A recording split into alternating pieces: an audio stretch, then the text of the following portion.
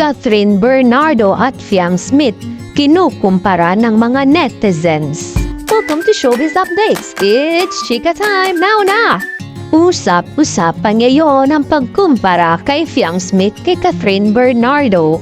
Ayon sa mga taghanga ni Fiang Smith na si Fiang na daw ang tinitilian ngayon, hindi na daw si Catherine Bernardo. Ayon pa sa isang comment, panis talent niya kay Fiang Smith ng PBB Gen 11 Big Winner.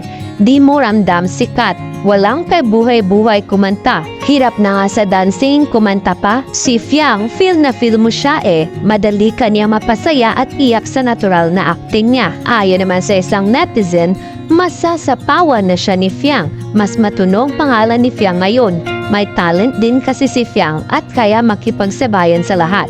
Di ko hate si Kat, pero katagalan nakakaumay din. May buwelta naman ang mga fans ni Catherine Bernardo. Ayon sa kanila, mga toxic na fans ni Fiang. Pati ba naman si Catherine ikukumpara nyo kay Fiang? Walang-wala si Fiang kay Kat. May napatunayan na si Kat sa showbiz. Samantalang si Fiang, ano ang napatunayan niya?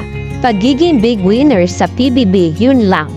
Kaya naman ngayon ay umanito ng samot-saring reaksyon dahil kinukumpara nila si Fiang ngayon sa mga aktres na may mga napatunayan na. Samantalang si Fiang ay kakasimula pa lang. Ayon nga sa mga netizens na antayin na lang nito kung ano ang magiging kapalaran ni Fiang sa showbiz industry. Dahil nga sa angking talento nito, ay hindi malayo na mararating din niya ang tagumpay sa showbiz industry.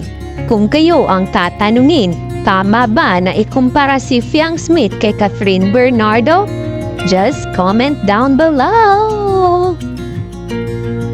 I don't think so.